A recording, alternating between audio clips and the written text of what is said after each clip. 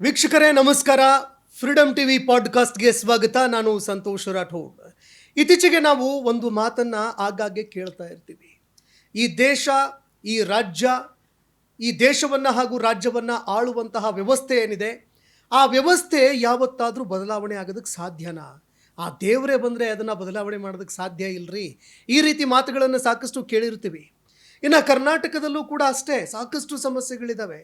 ಪ್ರಮುಖವಾಗಿ ಭಾಷೆ, ಪ್ರಾಂತ್ಯವಾರು, ಮತ್ತೊಂದು ಕಡೆಯಲ್ಲಿ ಸರ್ಕಾರಿ ಶಾಲೆಗಳಿದ್ದಾವೆ, ಅಲ್ಲೂ ಕೂಡ ಸಾಕಷ್ಟು ಸಮಸ್ಯೆಗಳಿದ್ದಾವೆ. ಸರ್ಕಾರಿ ಶಾಲೆಗಳ ಅವಸ್ಥೆ ನೋಡೋದು ಬೇಡ. ಕನ್ನಡ ಭಾಷೆ ಉಳಿವಿಗಾಗಿ ಯಾರ್ಯಾರು ಹೋರಾಟ ಮಾಡ್ತಾ ಇದ್ದಾರೆ, ಅಂಥವರ ಹೋರಾಟಕ್ಕೆ ಮಾತ್ರ ಸೀಮಿತ ಆಗ್ತಾ ಇದೆ. ಈ ನಡುವೆ ಕೆಲವೇ ದಿನಗಳ ಹಿಂದೆ ನೀತಿ ಆಯೋಗದ ಒಂದು ವರದಿ ಬಂದಿತ್ತು, ನೋಡ್ತಾ ಇದ್ದೆ ನಾನು. ಆ ನೀತಿ ಆಯೋಗದ ವರದಿ ಹೇಳ್ತಾ ಇರುವಂಥದ್ದು ಸರಿಸುಮಾರು 94,000 ಶಾಲೆಗಳು ಈ ದೇಶದಲ್ಲಿ ಕ್ಲೋಸ್ ಆಗಿದ್ದಾವೆ. ಪ್ರತಿದಿನ 25 ಶಾಲೆಗಳು ಬಂದ್ ಆಗ್ತಾ ಇದ್ದಾವೆ ಅಂತಂದರೆ ಸ್ಥಿತಿ ಎಷ್ಟರ ಮಟ್ಟಿಗೆ ಕ್ರಿಟಿಕಲ್ ಆಗಿರಬಹುದು ಅನ್ನುವಂಥದ್ದನ್ನು ನೀವು ಅರ್ಥ ಮಾಡ್ಕೊಳ್ಬಹುದು. ಇದೇ ವಿಚಾರಕ್ಕೆ ಸಂಬಂಧಪಟ್ಟಂತೆ ಕರ್ನಾಟಕದಲ್ಲಿ ಪಾದಯಾತ್ರೆ ಮಾಡಿ ರಾಜ್ಯದ ಸಮಸ್ಯೆಗಳು, ಭಾಷೆವಾರು, ಪ್ರಾಂತ್ಯವಾರು, ಶಾಲೆಗಳ ಸ್ಥಿತಿಗತಿ ಹೇಗಿದೆ, ಪ್ರವಾಸೋದ್ಯಮ ಹೇಗಿದೆ, ಅದನ್ನು ಸಂಪೂರ್ಣವಾಗಿ ಅರಿತುಕೊಂಡಂತಹ ಸೌಹಾರ್ದ ಪಾದಯಾತ್ರಿ, ಜೊತೆಗೆ ಉಪನ್ಯಾಸಕರು ಕೂಡ ಹೌದು, ರೂಪೇಶ್ ಪುತ್ತೂರು ಸರ್ ಅವರು ನಮ್ಮನ್ನು ಜಾಯ್ನ್ ಆಗಿದ್ದಾರೆ. ಸರ್, ಪಾಡ್ಕಾಸ್ಟ್ಗೆ ಸ್ವಾಗತ ನಿಮಗೆ ಕಾರ್ಯಕ್ರಮಕ್ಕೆ. ನಮಸ್ಕಾರ, ಎಲ್ರಿಗೂ ನಮಸ್ಕಾರ. ಸರ್, ಪಾದಯಾತ್ರೆ ಮಾಡಿದ್ರಿ, ಹೌದು, ಬಹಳ ಕಷ್ಟಕರವಾಗಿತ್ತು ನಿಮ್ಮ ಪಾದಯಾತ್ರೆ. ಸಾಕಷ್ಟು ಸವಾಲುಗಳನ್ನು ಕೂಡ ಎದುರಿಸ್ಕೊಳ್ತು ನಿಮ್ಮ ಪಾದಯಾತ್ರೆ. ಪ್ರತಿಯೊಂದನ್ನು ಕೂಡ ನಾನು ನೀವು ಡೇ 1 ಯಾವಾಗ ಬಿಗಿನಿಂಗ್ ಮಾಡಿದ್ರಿ ಅಲ್ಲಿಂದ ನಾನು ನೋಡ್ತಾ ಬಂದೆ ಸರ್. ಓಕೆ, ಹೇಗಿದೆ ಸರ್ ನಮ್ಮ ಕರ್ನಾಟಕ, ನಮ್ಮ ರಾಜ್ಯದ ಸ್ಥಿತಿಗತಿ ಹೇಗಿದೆ? ನಮ್ಮ ರಾಜ್ಯ ತುಂಬ ಸಂಪದ್ಭರಿತವಾದ ರಾಜ್ಯ. ಈ ಒಂದು ಗಾದೆ ಇದೆ, ಆನೆಯ ಗಾತ್ರ ಗೊತ್ತಿಲ್ಲ ಅಂತ. ಅಂದರೆ ಈ ಆನೆ ಬಾಳೆ ತೋಟಕ್ಕೆ ಹೋದಾಗ ಅದರ ಕಣ್ಣುಗಳು ತುಂಬ ಚಿಕ್ಕದು. ಆ ಬಾಳೆ ತೋಟದ ಇದರ ಮಧ್ಯದಲ್ಲೇ ಅದು ತಿಳ್ಕೊಳ್ಳೋದು ನಾನು ತುಂಬ ಸ್ಲಿಮ್ ಅಂತೇಳಿ ಹೋಗ್ತಾ ಇರುತ್ತೆ. ಆದರೆ ಬಾಳೆ ತೋಟ ಹಾಳಾಗ್ತಾ ಹೋಗುತ್ತೆ. ಅದು ಬೇಕು ಅಂತ ಹಾಳ ಮಾಡೋದಲ್ಲ. ಅದೇ ರೀತಿ ನಮ್ಮ ಕನ್ನಡ ದೇಶ ಅಂದರೆ ನಮ್ಮ ಕರ್ನಾಟಕ ರಾಜ್ಯ ಅಂತ ಹೇಳಿದ್ರೆ ಸಂಪತ್ಭರಿತವಾದ ಒಂದು ರಾಜ್ಯ. ಅದು ನಮಗೆ ಗೊತ್ತಿಲ್ಲ, ನಾವೆಲ್ಲ ಆನೆಗಳು, ನಮಗೆ ಗೊತ್ತಿಲ್ಲ ನಮ್ಮ ರಾಜ್ಯ ಏನು ಅಂತ. ಸಖತ್ ಸಂಪತ್ಭರಿತ ಆಗಿದೆ. ನಾನು ಗುಂಡಿಯೊಳಗೆ ಹೋಗಿ ಸಾಯ್ತೀನಿ ಅಂತೇಳಿ ಗುಂಡಿ ತೋಡಿದ್ರೆ ಏನೋ ಒಂದು ಖನಿಜ ಸಿಗುತ್ತೆ, ನೀನು ಜೀವನ ಮಾಡು ಅಂತ ಹೇಳುತ್ತೆ. ಅದು ಅಷ್ಟು ಒಂದು ಒಳ್ಳೆ ರಾಜ್ಯ ನಮ್ಮದು. ಚಿನ್ನ ಬೆಳೆಯುವ ನಾಡಿದ್ದು, ರನ್ನ ಬೆಳೆಯುವ ನಾಡಿದ್ದು, ಮುತ್ತು ಬೆಳೆಯುವ ನಾಡಿದ್ದು, ಯಾವುದು ಬೆಳೆಯಲ್ಲ ಅಂತೇಳಿ ಅಂಥ ಒಂದು ನಾಡಿದು. ಆ ನಾಡಲ್ಲಿ ಜನಿಸಿದ ನಮ್ಮ ಮನಸ್ಸು ಕೂಡ ಮುತ್ತು ರತ್ನ ಥರನೇ ಇದೆ. ಆದರೆ ನಮ್ಮ ಒಂದು ಬಸವಣ್ಣನ ಒಂದು ಕಾನ್ಸೆಪ್ಟ್ ನಮ್ಮಲ್ಲಿ ಇರೋದ್ರಿಂದ ನಾವು ಎಲ್ಲರನ್ನು ನಮ್ಮವರು ಅಂತ ನೋಡ್ತೀವಿ. ಆದರೆ ಅವರು ನಮ್ಮವ್ರನ್ನು ಅಂತ ನಮ್ಮನ್ನು ನೋಡ್ತಾ ಇಲ್ಲ. ಅಲ್ಲಿಗೆ ನಾವು ಬಂದಿದ್ದೀವಿ ಅಂತ ನನ್ನ ಈ ಒಂದು ಚಿಕ್ಕ ಪಾದಯಾತ್ರೆ. ನಾನೇನು ದೊಡ್ಡದು ಅಂತ ಹೇಳ್ತಾ ಇಲ್ಲ. ನಾನು ಬೀದರಿಂದ ಬೆಂಗಳೂರಿಗೆ ಪಾದಯಾತ್ರೆ ಮಾಡಿದ್ದೀನಿ. ಬಟ್ ಅದು ಒಂದು ಸೈಡಿಂದ ಬಂದಿದ್ದೀನಿ ಅಷ್ಟೇ. ಕರ್ನಾಟಕನ 12,000 ಕಿಲೋಮೀಟರ್ ನಡೆದಂಥ ಒಬ್ಬರು ಮನುಷ್ಯ ಇದ್ದಾರೆ, ವಿವೇಕಾನಂದ HK ಅಂತ ಹೇಳಿ ಒಬ್ಬರು. ಅವರು 12,000 ಕಿಲೋಮೀಟರ್ ನಡೆದಂಥ ವ್ಯಕ್ತಿ. ಬಟ್ ನಾನು ಒಂದು ಕಾನ್ಸೆಪ್ಟ್ ಇಟ್ಕೊಂಡು ನಡೆದಿದ್ದು, ಕನ್ನಡದ ಅಸ್ಮಿತೆ, ಪ್ರವಾಸೋದ್ಯಮ, ಶಿಕ್ಷಣ, ಪರಿಸರ, ಈ ರೀತಿಯನ್ನ ಹುಡ್ಕೊಂಡು ಹೋಗಿದ್ದು ನಾನು ಆ ರೀತಿ ಬಂದೆ. ಕಷ್ಟ ಇತ್ತು ಅಂತ ಇಲ್ಲ ಅಂತ ಅಲ್ಲ. ನಾನು ಬೆಳಿಗ್ಗೆ 1 ಗಂಟೆಗೆ ಅಂದರೆ ಮಧ್ಯರಾತ್ರಿ 1 ಗಂಟೆಗೆ ಎದ್ದು ನಡೀತಾ ಇದ್ದೆ. ಸೊ ಅಲ್ಲಿ ನಾನು ಕಂಡಿದ್ದು ಒಂದು ಪಾಯಿಂಟ್ ಅಂದರೆ ಬೀದಿ ದೀಪಗಳು ಬೇಕು ಅಂತ. ಅದು ನನ್ನ ಕಾನ್ಸೆಪ್ಟಲ್ಲಿ ಇರಲಿಲ್ಲ. ಅಟ್ಲೀಸ್ಟ್ ಒಂದು ಸೋಲಾರ್ ಸಿಸ್ಟಮ್ ಇದ್ದು ಬೀದಿ ದೀಪ ಇಟ್ಟರೆ ತುಂಬ ಹೆಲ್ಪ್ ಆಗುತ್ತೆ. ರಸ್ತೆಗಳಲ್ಲಿ. ಮತ್ತೆ ಯಾವ ಸಮಸ್ಯೆಗಳನ್ನು ಅಬ್ಸರ್ವ್ ಮಾಡ್ತಾ ಹೋದ್ರಿ ಸರ್? ಮೊದಲು ನನಗೆ ಗಾಢವಾಗಿ ಕಾಣ್ತಾ ಇರೋದು ಶಿಕ್ಷಣದ ಸಮಸ್ಯೆನೇ. ಶಿಕ್ಷಣ ಈಗ ಇವರು ಬಂದ್ ಮಾಡ್ತಾ ಇದ್ದಾರೆ, ಸ್ಕೂಲ್ಗಳನ್ನ ಬಂದ್ ಮಾಡಬೇಕು ಅಂತ ಉದ್ದೇಶ ಹಾಕಿದ್ದಾರೆ ಇವರು, ಬ್ಯೂರೋಕ್ರಾಟ್ಸ್ಗಳು. ನಾನು ಬ್ಯೂರೋಕ್ರಾಟ್ಸ್ಗಳನ್ನ ಇಲ್ಲಿ ಬೆರಳು ತೋರಿಸ್ತಾ ಇರೋದು, ರಾಜಕೀಯ ವ್ಯಕ್ತಿಗಳನ್ನ ಅಷ್ಟೊಂದು ನಾನು ಹೇಳಕ್ ಹೋಗ್ತಾ ಇಲ್ಲ. ಯಾಕಂದ್ರೆ ಈ ಚಕ್ರವ್ಯೂಹ ಅಂತ ಒಂದು ಫಿಲ್ಮ್ ಬಂದ ಮೇಲೆ ನಾವು ಪ್ರಜೆಗಳು ನೋಡ್ತಾ ಇರೋದು ಬರೀ ರಾಜಕೀಯ ವ್ಯಕ್ತಿಗಳ ತಪ್ಪುಗಳನ್ನು ಮಾತ್ರ. ಆದ್ರೆ ರಾಜಕೀಯ ವ್ಯಕ್ತಿಗಳು ಬರ್ತಾರೆ ಹೋಗ್ತಾರೆ. ಈಗ 2 ವರ್ಷಕ್ಕೆ ಮುಖ್ಯಮಂತ್ರಿ ಆಗಿ ಹೋಗ್ತಾರೆ, ಆ ಮಂತ್ರಿ ಈ ಮಂತ್ರಿ 2 ವರ್ಷ ಇರ್ತಾನೆ. ಮೊದಲು 5 ವರ್ಷ ಇದ್ರು ಕೂಡ ಈ ಬ್ಯೂರೋಕ್ರಾಟ್ಸ್ ಅವರು ರಿಟೈರ್ಡ್ ಆಗುವ ತನಕ ಅದರಲ್ಲೇ ಇರ್ತಾರೆ. ಅವ್ರದ್ದೊಂದು ನೆಟ್ವರ್ಕ್ ಇದೆ. ಸೊ ಇವತ್ತು ನಾನೊಂದು ಇದರಲ್ಲಿ ಖಾತೆಯಲ್ಲಿ ಕೆಲಸ ಮಾಡೋ ಬ್ಯೂರೋಕ್ರಾಟ್ ಆದರೆ ನನ್ನ ಮಿತ್ರ ಇನ್ನೊಂದರಲ್ಲಿ ಇರ್ತಾನೆ. ಸೊ ನಾನು ಇಲ್ಲಿಂದ ಇಲ್ಲಿಗೆ ಟ್ರಾನ್ಸ್ಫರ್ ಮಾಡಿದ್ರೆ ಮಿತ್ರನ ಹತ್ರ ಕೇಳ್ತೀನಿ ಇಲ್ಲಿ ಹೆಂಗೆ ನಾನು ಬೆಳಿಬೋದು ಅಂತ. ಆ ಬೆಳವಣಿಗೆ ಅವ್ರದ್ದು ಹೆಂಗಿರುತ್ತೆ ಅಂತ ಹೇಳಿದ್ರೆ ಸ್ಪಾಂಟೇನಿಯಸ್ ಆಗಿ ಒಂದೇ ಸ್ಪೀಡಲ್ಲಿ ಹೋಗ್ತಾ ಇರುತ್ತೆ. ಆದರೆ ರಾಜಕಾರಣಿಗಳು ಒಮ್ಮೆಲೆ ಬಂದ ಕೂಡಲೇ ಇವರು ಅವ್ರಿಗೆ ಸ್ವಲ್ಪ ಹೇಳ್ಕೊಡ್ತಾರೆ. ಅದರಿಂದ ಈ ಎಲ್ಲ ನಮ್ಮ ಒಂದು ಸಂಪತ್ತನ್ನ ನಿಚೋಡ್ನ ಅಂತ ಹೇಳ್ತೀವಿ ಹಿಂದಿಯಲ್ಲಿ, ಒಂದು ಕಡೆಗೆ ಹಿಂಡಿ ಸೈಡ್ ಮಾಡ್ತಾ ಇರೋದು ಈ ಬ್ಯೂರೋಕ್ರಾಟ್ಸ್ಗಳು. ಶಿಕ್ಷಣ ದೊಡ್ಡ ಸಮಸ್ಯೆ. ಕಾರಣ ಏನಂದ್ರೆ ಇವರು ಒಂದು, ನಾನು ಪೇಪರಲ್ಲಿ ಓದಿದ್ದು, ತಂದಿದಾರ ಗೊತ್ತಿಲ್ಲ, ಸ್ಕೂಲ್ಗಳನ್ನೆಲ್ಲ ಮುಚ್ತೀವಿ ಅಂತ ಒಂದು. ಎರಡನೇದು 10 ಕಿಲೋಮೀಟರ್ಗೆ ಒಂದು ಸ್ಕೂಲು ಅಂತ. ಈ 10 ಕಿಲೋಮೀಟರ್ಗೆ ಒಂದು ಸ್ಕೂಲ್ ಆದಾಗ ಏನಾಗುತ್ತೆ ಅಂತ ಹೇಳಿದ್ರೆ, ಒಬ್ಬ ಕಾರ್ಮಿಕ, ನಾನು ತುಂಬ ಕಾರ್ಮಿಕರನ್ನೆಲ್ಲ ಮೀಟ್ ಆಗಿದ್ದೀನಿ, ಅಲ್ಲೆಲ್ಲ ಕೆಲಸ ಮಾಡೋ ಕಾರ್ಮಿಕರನ್ನೆಲ್ಲ ಬೆಳಿಗ್ಗೆ ಅವರು ಎದ್ದು ಕೆಲಸಕ್ಕೆ ಹೋಗುವಾಗ ನಾನು ಮಾತಾಡಿದ್ದೀನಿ, ರೈತರ ಹತ್ರ ಮಾತಾಡಿದ್ದೀನಿ, ಕೆಲವೊಂದು ಫ್ಯಾಕ್ಟ್ರಿಯಿಂದ ಬಸ್ಸು ಹೊರಗಡೆ ಬರುವಾಗ ಅದು ನಿಲ್ಲಿಸಿ ಅದರೊಳಗಿದ್ದ ಇವರನ್ನ ಮಾತಾಡಿದ್ದೀನಿ, ಮತ್ತೆ ಸೆಕ್ಯೂರಿಟಿ ಅದ್ರ ಹತ್ರ ನಿಂತ್ಕೊಂಡು ಅಲ್ಲಿರುವವ್ರ ಹತ್ರ ಮಾತಾಡಿದ್ದೀನಿ. ಅಂದ್ರೆ ನನಗೆ ಡೇಟಾಸ್ ಬೇಕಲ್ವಾ, ಇಲ್ಲ ನಾನು ಮಾತಾಡೋದು ತಪ್ಪಾಗ್ಬಿಡುತ್ತೆ. ಸೊ ಹಾಗೆ ಆ ಕಾರ್ಮಿಕರೆಲ್ಲ ಅವರ ಮಕ್ಕಳನ್ನ ಕಳಿಸ್ಬೋದು, 10 ಕಿಲೋಮೀಟರ್ ಕಳಿಸ್ಬೋದು. ಆದ್ರೆ ಒಂದು ಗಂಡು ಮಗು ಆದ್ರೆ ಒಂದು ತವಕ ಇರುತ್ತೆ ಮನಸ್ಸಲ್ಲಿ ತಂದೆ ತಾಯಿಗೆ, ಹೆಣ್ಣು ಮಗು ಆದ್ರೆ ಅದ್ರದ್ದು ಬೀಟ್ಸ್ ಇನ್ನೂ ಜಾಸ್ತಿ ಆಗುತ್ತೆ. ಸೊ ಅವಾಗ ಏನಾಗುತ್ತೆ, ಹೆಣ್ಣು ಮಕ್ಕಳನ್ನು ಕಳ್ಸಕ್ಕೆ ಹಿಂದೆ ಮುಂದೆ ನೋಡಿ ಅವರು ಮನೆಯಲ್ಲಿ ಆಗಬಹುದು. ಹೆಣ್ಣು ಮಕ್ಕಳು ಹಳೆಯ ಕಾಲದಲ್ಲಿ ಸ್ವಾತಂತ್ರ್ಯಕ್ಕಿಂತ ಮುಂಚೆ, ರಾಜಾರಾಮ್ ಮೋಹನ್ ರಾಯ್ ಅವರೆಲ್ಲ ಬರೋದಕ್ಕಿಂತ ಮುಂಚೆ ಹೆಣ್ಣು ಮಕ್ಕಳಿಗೆ ಶಿಕ್ಷಣ ಇರಲಿಲ್ಲ. ಅವರು ಒಂದು ಗಂಡಿಗೋಸ್ಕರ ಹುಟ್ಟಿದಂತ ಒಂದು ಪ್ರಾಣಿ, ಗಂಡು ಸತ್ತಾಗ ಅವನ ಚಿತೆಯಲ್ಲಿ ಬಿದ್ದು ಸತ್ತೋಗ್ಬೇಕು, ಇಂಥ ಒಂದು ಕಾನ್ಸೆಪ್ಟ್ ಇದ್ದಂಥದ್ದು ಹೆಣ್ಣು ಮಕ್ಕಳದ್ದು. ಇದೇ ಸ್ಥಿತಿ ಬರ್ಬೋದಾ ಅಂತ ಒಂದು ಭಯ ಬಂದಿದೆ ನನಗೆ. ನಾನು ರಿವರ್ಸ್ ಗೇರ್ ಹಾಕಿ ಥಿಂಕ್ ಮಾಡಿದೆ, ಹಂಗೆ ಆಗ್ಬೋದಾ? ಹಂಗೆ ಆದರೆ ನಾವು ಹೇಳೋದು ಮನೆ ಮೊದಲ ಪಾಠಶಾಲೆ. ತಾಯಿಗೆ ವಿದ್ಯಾಭ್ಯಾಸ ಇಲ್ಲದಾಗ ಅದು ಹೆಂಗೆ ಮೊದಲ ಪಾಠಶಾಲೆ ಆಗುತ್ತೆ? ಆಗಕ್ಕೆ ಸಾಧ್ಯ ಇಲ್ಲ. ಸೊ ಒಂದು ಆತಂಕ ಏನಂದರೆ, ಇವರು 10 ಕಿಲೋಮೀಟರ್ ದೂರ ಇಟ್ಟರೆ ಬಡವರ ಮಕ್ಕಳು, ಎಸ್ಪೆಷಲಿ ಬಡವರ ಹೆಣ್ಮಕ್ಕಳು ವಿದ್ಯಾಭ್ಯಾಸದಿಂದ ವಂಚಿತ ಆಗೋದಂತೂ ಗ್ಯಾರಂಟಿನೇ.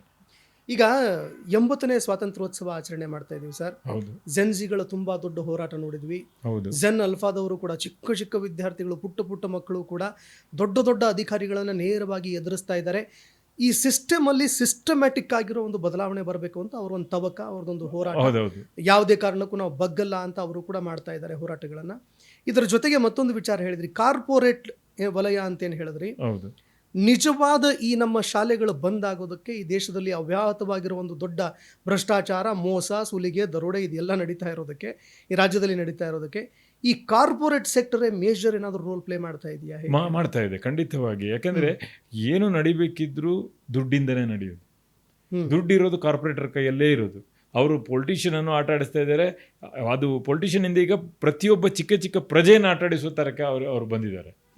ಉದಾಹರಣೆ ಎಜುಕೇಶನ್ ಅಲ್ಲಿ ಅಲ್ಲೋಲ ಕಲ್ಲೋಲ ಮಾಡೋದಂದ್ರೆ ಚಿಕ್ಕ ಚಿಕ್ಕ ಪ್ರಜೆಗಳನ್ನ ಅಲ್ಲಾಡಿಸ್ತಾ ಇರೋದು ಅಂತ ಅರ್ಥ. ಹೇಗೆ ಅಂತ ಹೇಳಿದ್ರೆ, ಈಗ ನೋಡಿ, ನಾನೇ ಹೇಳ್ತೀನಿ, ಈಗ ಶಾಲೆ ಮುಚ್ಚಿದ್ರು ಅಂತ ಇಟ್ಕೊಳ್ಳಿ. ಶಾಲೆ ಮುಚ್ಚಿದ್ರು ಅಂತ ಇಟ್ಕೊಂಡಾಗ ಬಡವರ ಮಕ್ಕಳಿಗೆ ಅಥವಾ ಕಾರ್ಮಿಕರ ಮಕ್ಕಳಿಗೆ ಸ್ಕೂಲಿಗೆ ಹೋಗೋಕ್ಕಾಗಲ್ಲ. ಅವ್ರೇನಾಗ್ತಾರೆ, ಅವರೊಂದು ಲೇಬರ್ಗಿಂತ ಕೆಳಗಿನ ಸ್ಟೇಜಿಗೆ ಹೋಗ್ಬಿಡ್ತಾರೆ, ಕಾರ್ಮಿಕರಿಗಿಂತಲೂ ಕೆಳಗಿನ ಸ್ಟೇಜ್. ಅವ್ರನ್ನ ಕೇಳೋರು ಯಾರಿಲ್ಲ, ಹೇಳೋರು ಯಾರಿಲ್ಲ ಅಂತ. ಹಾಗೆ ಕಾರ್ಪೊರೇಟ್ ಸೆಕ್ಟರ್ಗೆ ಫ್ರೀ ಲೇಬರ್, ಚೀಪ್ ರೇಟಲ್ಲಿ ಲೇಬರ್ಗಳು ಸಿಗಕ್ಕೆ ಶುರು ಆಗುತ್ತೆ. ಅವ್ರು ಪ್ರಶ್ನೆ ಮಾಡೋದು ಕಮ್ಮಿ ಆಗುತ್ತೆ. ಕಾರ್ಪೊರೇಟರ್ಗಳ ಮೈನ್ ಏಮ್ ಅಂತ ಹೇಳಿದ್ರೆ ಮೇಕಿಂಗ್ ಮನಿ ಅಂತ. ಮನಿ ಮೇಕಿಂಗ್ ಮಾಡಬೇಕಿದ್ರೆ ಪ್ರಶ್ನೆ ಮಾಡುವಂತ ಕೆಲಸದವನು ಇರಬಾರ್ದು. ಪ್ರಶ್ನೆ ಮಾಡದಂತ ಕೆಲಸದವನು ಇರಬೇಕಿದ್ರೆ ಅವನಿಗೆ ವಿದ್ಯಾಭ್ಯಾಸ ಕಡಿಮೆ ಇರಬೇಕು. ವಿದ್ಯಾಭ್ಯಾಸ ಕಡಿಮೆ ಆಗ್ಬೇಕಿದ್ರೆ ಶಾಲೆಗಳು ಕಮ್ಮಿ ಆಗ್ಬೇಕು. ಶಾಲೆಗಳು ಕಮ್ಮಿ ಆದ್ರೆ ಮಾತ್ರ ಇವರಿಗೆ ಕನಸಿನಲ್ಲಿ ಬರುವಂತಹ ದುಡ್ಡನ್ನು ಮಾಡಕ್ಕೆ ಖಂಡಿತ ಸಾಧ್ಯ. ಸೊ ಇವರ ವ್ಯೂ ಅಲ್ಲಿ ತನಕ ಮುಟ್ಟಿದೆ ಅಂತ ನನ್ನ ಅರ್ಥ. ಮತ್ತೊಂದು ಕಡೆಯಲ್ಲಿ ಈ ಶಾಲೆಗಳು ಕೂಡ ಕಾರ್ಪೊರೇಟ್ ತೆಕ್ಕೆಗೆ ಹೋಗ್ಬಿಟ್ಟಿದಾವೆ. ಹೌದು. ಈ ಸರ್ಕಾರಿ ಶಾಲೆಗಳು ಬಂದಾದ್ರೆ ಕಾರ್ಪೊರೇಟ್ ಲೆವೆಲ್ ಅಲ್ಲಿರೋ ಈ ಸ್ಕೂಲ್ಗಳು ನಡೆಯೋದಕ್ಕೆ ಸಾಧ್ಯ. ಅದಕ್ಕೆ ಈ ಹಿತಾಸಕ್ತಿ, ನಮ್ಮ ಮಕ್ಕಳ ಹಿತಾಸಕ್ತಿ, ನಮ್ಮ ಫ್ಯೂಚರ್ ಹಿತಾಸಕ್ತಿ ಎಲ್ಲ ಬಲಿಯಾಗ್ತಾ ಇದೆಯಾ? ಖಂಡಿತ. ಈಗ ನಾವು ನೋಡ್ತಾ ಇದ್ರೆ ಈ ಕಾರ್ಪೊರೇಟ್ ಶಾಲೆಗಳೆಲ್ಲ, ಈಗೆಲ್ಲ ಶಾಲೆಗಳು ಕಾರ್ಪೊರೇಟ್ ಆಗ್ಬಿಟ್ಟಿದೆ. ಅದು ಒಂದು ನೆಟ್ವರ್ಕ್ ಅಲ್ಲಿ ಕೆಲಸ ನಡೀತಾ ಇರುತ್ತೆ. ಅವ್ರು ಹೇಳಿದಂಗೆ ಕೇಳದಿದ್ರೆ ಅವನ ಮೇಲೆ ಒಂದು ಆಪಾದನೆಯನ್ನು ಹಾಕಿ ಅವನನ್ನು ಕಿತ್ತು ಹೊರಗಡೆ ಬಿಸಾಡೋದೆ, ಆ ರೀತಿಗೆ ಬಂದಿದೆ. ಈಗ ನಾವು ಹೇಳ್ತಾ ಪ್ರಕಾರ ಈ ಕಾರ್ಪೊರೇಟ್ ಸ್ಕೂಲ್ಗಳಲ್ಲಿ ಕಳಿಸೋಕ್ಕೆ ಕೆಲವು ಪೇರೆಂಟ್ಸ್ಗಳು ಈಗ ಇಂಟ್ರೆಸ್ಟ್ ಪಡ್ತಾ ಇದ್ದಾರೆ, ಅದು ಕಾರ್ಮಿಕರು ಕೂಡ. ಈ ಬೆಂಗಳೂರಲ್ಲಿ ಒಂದು ಶಾಲೆಗೆ ಸೇರ್ಬೇಕಿದ್ರೆ ಮಿನಿಮಮ್ 4 lakhs ಬೇಕು. ಅದೇ ಅಲ್ಲಿರುವ ಜನಗಳಿಗೆ ಗೊತ್ತಿಲ್ಲ. ನಾನು ಒಂದೊಂದು ಕಡೆ ಕಾರ್ಮಿಕರು ಕೆಲಸಕ್ಕೆ ಹೋಗೋ ಮೊದಲು ಅವ್ರನ್ನ ನಿಲ್ಲಿಸಿ ಅವ್ರ ಜೊತೆ ಟೀ ಕುಡಿತಾ ಅವ್ರಿಗೆ ಹೇಳಿದೆ, ನಿಮ್ಮ ಮಕ್ಕಳನ್ನ ಇಂಗ್ಲೀಷ್ ಮೀಡಿಯಂ ಶಾಲೆಗೆ ಸೇರಿಸಬೇಡಿ ಅಂತ ನಾನು ಹೇಳ್ತಾ ಇಲ್ಲ. ಆದರೆ ನಿಮ್ಮ ಕೆಪಾಸಿಟಿ ಎಷ್ಟು? ಆನೆ ನಂಬರ್ 2 ಮಾಡಿದಂಗೆ ಇರುವೆ ಮಾಡಕ್ಕೆ ಹೋದ್ರೆ ಇರುವೆ ಸತ್ತೋಗ್ಬಿಡುತ್ತೆ. ನಮ್ಮ ಕೆಪಾಸಿಟಿಯಲ್ಲಿ ನಾವು ವಿದ್ಯಾಭ್ಯಾಸ ಕೊಡಬೇಕಾಗತ್ತೆ. ನಿಮ್ಮ ಮುಂದೆ ನಿಂತ್ಕೊಂಡು ಮಾತಾಡುವ ನಾನು ಗೌರ್ಮೆಂಟ್ ಶಾಲೆಯಲ್ಲಿ ಕಲ್ತವನು, ನೆಲದಲ್ಲಿ ಕೂತ್ಕೊಂಡು ಕಲ್ತವನು. ನಾನು ಇವತ್ತು ನಿಮ್ಮ ಮುಂದೆ ಬಂದಿದ್ದೀನಿ ಅಂದರೆ ಆ ಗೌರ್ಮೆಂಟ್ ಶಾಲೆಯಲ್ಲಿ ಅಷ್ಟು ಕೆಪಾಸಿಟಿ ಇದೆ ಅಂತ ಅರ್ಥ. ಯಾಕೆಂದರೆ ಗೌರ್ಮೆಂಟ್ ಶಾಲೆ ಇರುವ ಟೀಚರ್ಸಿಗೆ ಆಗಾಗ ಟ್ರೈನಿಂಗ್, ಟೀಚಿಂಗಲ್ಲಿರುವ ಹೊಸ ಮಾಡ್ಯುಲೇಷನ್ಸ್ಗಳೆಲ್ಲ ಕಲಿಸ್ತಾರೆ. ಸೊ ಆದರೆ ಪ್ರೈವೇಟ್ ಟೀಚರ್ಸಿಗೆ ಅದು ಸಿಗೋದಿಲ್ಲ. ಪ್ರೈವೇಟ್ ಟೀಚರ್ ಅಲ್ಲ ಅಂತ ನಾನು ಹೇಳೋದಲ್ಲ, ಬಟ್ ಸಮಯಕ್ಕೆ ತಕ್ಕಂತೆ ಇರುವಂತಹ ಕೆಲವೊಂದು ಕಾನ್ಸೆಪ್ಟ್ಗಳ ಟ್ರೈನಿಂಗ್ಸ್ಗಳೆಲ್ಲ ಗೌರ್ಮೆಂಟ್ ಸ್ಕೂಲು, ಏಡೆಡ್ ಸ್ಕೂಲ್ನ ಟೀಚರ್ಸ್ಗಳಿಗೆ ಸಿಗೋದು. ಸೊ ಅವರಿಗೆಲ್ಲ ಗೊತ್ತಿರುತ್ತೆ ಹೆಂಗೆ ಅಂತ. ಈಗ ಒಂದು ಪ್ರೈವೇಟ್ ಬಸ್ನವನು ತುಂಬ ಫಾಸ್ಟಾಗಿ ಓಡಿಸ್ತಾನೆ. ಗೌರ್ಮೆಂಟ್ ಬಸ್ಸಿನ ಡ್ರೈವರ್ ಓಡಿಸುವಾಗ ಅವನು ಥಿಂಕ್ ಮಾಡ್ತಾನೆ ಮೈಲೇಜ್, ಯಾಕೆಂದರೆ ಬಾಸ್ ಹೇಳಿರ್ತಾರೆ ಮೈಲೇಜನ್ನು ಕಂಟ್ರೋಲ್ ಮಾಡಬೇಕು, ಗಾಡಿಗೆ ಒಂದು ಕ್ರ್ಯಾಚ್ ಬರಬಾರ್ದು, ಹಂಗೆ ಹಿಂಗೆ ಅಂತ ಹೇಳಿ. ಹಾಗೆ ನಮ್ಮ ಕರ್ನಾಟಕದ ಬಸ್ಸುಗಳು ತುಂಬ ಚೆನ್ನಾಗಿ, ನಾವು ಬಸ್ಸನ್ನು ಇದಕ್ಕೆ ಕಂಪೇರ್ ಮಾಡ್ಬೋದು ಈ ವಿದ್ಯಾಭ್ಯಾಸದಕ್ಕೆ ನೀಟಾಗಿ. ಸೊ ಏನಾಗುತ್ತೆ ಅಂತ ಹೇಳಿದ್ರೆ 4 ಲಕ್ಷ ಕೊಡಬೇಕಾಗುತ್ತೆ. ಒಬ್ಬ ಮನುಷ್ಯನಿಗಿರೋದು 2 ಕಿಡ್ನಿ. ಈ ಬಡವನಿಗೆ ಇರೋದು 2 ಕಿಡ್ನಿ. ಅವನು ಪ್ರತಿ ವರ್ಷ ಒಂದೊಂದು ಕಿಡ್ನಿ ಮಾರಕ್ಕೆ ಎಲ್ಲ ಆಗುತ್ತೆ ಈ ಪ್ರೈವೇಟ್ ಸ್ಕೂಲಿಗೆ ಕಳ್ಸಕ್ಕೆ ಆಗಲ್ಲ. ಸೊ ಅವನು ಎಕನಾಮಿಕಲಿ ತುಂಬಾ ಕೈ ಕಾಲು ಕಟ್ಟಿದವನಾಗೆ ಆಗ್ಬಿಡ್ತಾನೆ. ಆವಾಗ ಅವನು ಗುಲಾಮತನಕ್ಕೆ ಹೋಗ್ಬೋದು ಅಂತ ನನ್ನ ಒಂದು ನಿಗಮನ. ಬಟ್ ನಾವು ಇವತ್ತು ಇತ್ತೀಚೆಗೆ ತುಂಬ ಹೋರಾಟಗಳನ್ನು ನೋಡ್ತಾ ಇದ್ದೀವಿ ಸರ್. ಒಂದು ತುಂಬ ಖುಷಿ ವಿಚಾರ ಏನಂದರೆ, ಈ ಪ್ರೊಟೆಸ್ಟ್ ಮಾಡ್ತಾ ಇರೋ ಜೆನ್ಜಿ ವಲಯ ಏನಿದೆ, ಹುಡುಗರೇನಿದ್ದಾರೆ, ಇವರು ಸಂವಿಧಾನವನ್ನೇ ಕೈಯಲ್ಲಿ ಹಿಡ್ಕೊಂಡು ಪ್ರಜಾಸತ್ತಾತ್ಮಕವಾಗಿ ತುಂಬ ಸುಂದರವಾಗಿ ಹೋರಾಟವನ್ನು ಮಾಡ್ತಾ ಇದ್ದಾರೆ. ಹೌದು. ಆದರೆ ಸರ್ಕಾರಗಳು ಮಾಡುವಂತಹ ತಪ್ಪುಗಳನ್ನು ನಾವು ಯಾವುದೇ ಕಾರಣಕ್ಕೂ ಸಹಿಸಿಕೊಳ್ಳೋದು ಇಲ್ಲ ಅಂತ ಕೂಡ ಅವರು ಲಾಠಿ ಏಟಿಗೂ ಕೂಡ ಬಗ್ಗುತ್ತಾ ಇಲ್ಲ. ಹೌದು ಹೌದು. ಇದು ಈ ಸಿಚುವೇಶನ್ ಅನ್ನು ನೋಡಿದ್ರೆ ಸರ್ಕಾರಗಳು ಮೈಕ್ರೋ ಲೆವೆಲಲ್ಲಿ ಗಮನ ಹರಿಸಿ ಏನಾದರೂ ನೈಜ ಅಭಿವೃದ್ಧಿಯನ್ನು ನೆಲದ ಮೇಲೆ ಇಳಿಸದೇ ಇದ್ರೆ ಕಂಟಕ ಕಾದಿದೆಯಾ ಅವರಿಗೆ, ಹೇಗೆ? ಖಂಡಿತ ಕಂಟಕ ಕಾದಿದೆ. ನೋಡಿ, ನಾವು ನೈಸರ್ಗಿಕವಾಗಿ ನೋಡ್ತಾ ಇದ್ರೆ ಒಂದು ನದಿಯನ್ನು ತಗೊಳ್ಳಿ, ಅದಕ್ಕೆ ನೀವು ಎಷ್ಟಾದರೂ ಅಡ್ಡ ಕಟ್ಟಿ ಅದು ಸ್ವಲ್ಪ ಹೊತ್ತು ಆದರೆ ಎತ್ತರ ತನಕ ಬರುತ್ತೆ. ನೀವು ಎಷ್ಟು ಕಟ್ತೀರೋ ಆ ಎತ್ತರಕ್ಕೆ ಖಂಡಿತ ಬರುತ್ತೆ. ನೀವು ಎಷ್ಟು ಹಿಂಸೆ ಕೊಡ್ತೀರೋ ಒಬ್ಬನಿಗೆ, ಅವನು ಆ ಹಿಂಸೆ ಎತ್ತರಕ್ಕೆ ಏರಿಯೇ ಇರ್ತಾನೆ ಅವನು. ಅದು ನದಿಗೂ ಇದೆ, ಈ ಭೂಮಿಯಲ್ಲಿ ಹುಟ್ಟಿದ ಮನುಷ್ಯನಿಗೂ ಇದೆ, ಎಲ್ಲ ಪ್ರಾಣಿಗಳಿಗೂ ಇದೆ. ಆ ಒಂದು ಲೆವೆಲ್ಗೆ ಬಂದ ಮೇಲೆ ಉಕ್ಕಿ ಹರಿತಾನೆ. ಉಕ್ಕಿ ಹರಿಯುವಾಗ ಇದನ್ನೇ ಹೊಡೆದಾಕ್ಬಿಡ್ತಾನೆ, ಅಥವಾ ಅವನು ಡೈರೆಕ್ಷನ್ ಚೇಂಜ್ ಮಾಡಿ ಅವನ ಟಾರ್ಗೆಟ್ಗೆ ರೀಚ್ ಆಗ್ತಾನೆ. ಆದ್ದರಿಂದ ನೈಸರ್ಗಿಕವಾಗಿರುವಂತಹ ಪ್ರಾಣಿಗಳು ನಾವು, ನಮ್ಮಲ್ಲಿ ಆ ಗುಣ ಇದ್ದೇ ಇರುತ್ತೆ. ಈ ಜೆನ್ಜಿಗಳು ಯಾರು? ನಮ್ಮಂಥವರ ಮಕ್ಕಳು. ಅದರಿಂದ ಜೆನ್ಜಿಗೆ ನಾವೆಲ್ಲ ಸೇರಿ ಅವರಿಗೆ ಏನು ಪ್ರೋತ್ಸಾಹ ಕೊಡ್ತಾ ಇರೋದು. ಅಲ್ಲಿ ಜೆನ್ಜಿಯ ತಂದೆ ತಾಯಿ ಅಂದ್ರಲ್ಲ ನನ್ನ ಏಜ್ನವರು ಆಗಿರ್ತಾರೆ, ಅವರು ಪ್ರೋತ್ಸಾಹ ಕೊಡ್ತಾ ಇದ್ದಾರೆ. ಸೊ ನಮ್ಮ ಪ್ರೋತ್ಸಾಹ ಇಲ್ಲದೆ ಆ ಜೆನ್ಜಿಗಳು ಹಿಂಗೆ ಮುಂದೆ ಬರೋಕೆ ಆಗಲ್ಲ. ಸೊ ಆದರೆ ಅವರು ಈ ಒಂದು ಏಜಲ್ಲಿ ಬರೋದು ಅಂತ ಹೇಳಿದ್ರೆ ಅದು ಮೆಚ್ಚಬೇಕಾಗಿದ್ದು. ಯಾಕೆಂದ್ರೆ ನಮ್ಮವರೆಲ್ಲ ಜೀವನದಲ್ಲಿ ಸ್ಟ್ರಗಲ್ ಮಾಡೋದ್ರಲ್ಲೇ ಕೂತ್ಕೊಂಡಿದ್ದೀವಿ. But they are struggling for the social justice. ನಾವು struggling for taking care of our home ಅಂತ, ನಮ್ಮ ಮನೆಯನ್ನ ಸಂರಕ್ಷಣೆ ಮಾಡಕ್ಕೆ ನಾವು ಟ್ರೈ ಮಾಡ್ತಾ ಇದ್ದೀವಿ. ಬಟ್ ಈ ಜಂಜಿಗಳು they are fighting for the social justice. ಅಂದ್ರೆ ಈ ತಲೆಮಾರು ಮಾಡಿ ಇದರಲ್ಲಿ ವಿನ್ ಆದ್ರೆ ಇನ್ನೊಂದು 2 ತಲೆಮಾರು ಬಹಳ ಖುಷಿಯಾಗಿರ್ಬೋದು ಅಂತ ನಂಗೆ ಕಾಣ್ತಾ ಇದೆ. ಈಗ ಮತ್ತೊಂದು ಕಡೆ ಸರ್, ನಮ್ಮ ರಾಜ್ಯದಲ್ಲಿ ಪ್ರವಾಸೋದ್ಯಮ ವಿಚಾರಕ್ಕೆ ಸಂಬಂಧಪಟ್ಟಂಗೆ ಮಾತಾಡಿದ್ರೆ ಹೇಗಿದೆ ಸರ್ ನಮ್ಮ ರಾಜ್ಯದ ಪ್ರವಾಸೋದ್ಯಮ? ಪ್ರವಾಸೋದ್ಯಮ ಒಂದು ಅಕ್ಷರದಲ್ಲಿ ಬರಿಬೋದು, ಅಲ್ಲಿಗೆ ನಿಂತಿದೆ ಅಷ್ಟೇ. ಯಾಕೆಂದ್ರೆ ನಾನು ಇದನ್ನು ಕೂಡ ಇಟ್ಕೊಂಡು ಸೌಹಾರ್ದ ಬಾಂಧವ್ಯ ಯಾತ್ರೆಯಲ್ಲಿ ಅದನ್ನು ಇನ್ಕ್ಲೂಡ್ ಮಾಡಿದ್ದೆ. ಈಗ ನಮ್ಮ ಪಕ್ಕದ ರಾಜ್ಯ, ಆ ರಾಜ್ಯದ ಹೆಸರು ಹೇಳಿದ್ರೆ ಕೆಲವರಿಗೆ ಸಿಟ್ಟು ಬರ್ಬೋದು, ಆದ್ರೂ ನಾವು ತಗೊಳ್ಳೋಣ ಎಕ್ಸಾಂಪಲ್. ಒಳ್ಳೇದನ್ನ ಎಲ್ಲಿ ಬೇಕಾದ್ರೂ ತಗೋಬಹುದು. ಒಂದು ಅಂಗಡಿಗೆ ಹೋಗಿ ಟೊಮೆಟೊ ತಗೊಳ್ಳೋಗ್ಲೂ ಒಳ್ಳೇದು ನೋಡಿನೇ ನಾವು ತಗೊಳ್ಳೋದು. ಸರ್, ನಾವು ಪಕ್ಕದ ರಾಜ್ಯ ನೋಡೋಣ, ಕೇರಳದವರು. ಅವರು ಸ್ಲೋಗನ್ ಏನಂತ ಹೇಳಿದ್ರೆ ಗಾಡ್ಸ್ ಆನ್ ಕಂಟ್ರಿ ಅಂತ. ಬಟ್ ನಾವಲ್ಲಿ ಹೋದ್ರೆ ಸಿಗೋದು ನೀರು, ಗ್ರೀನು, ಎರಡೇ.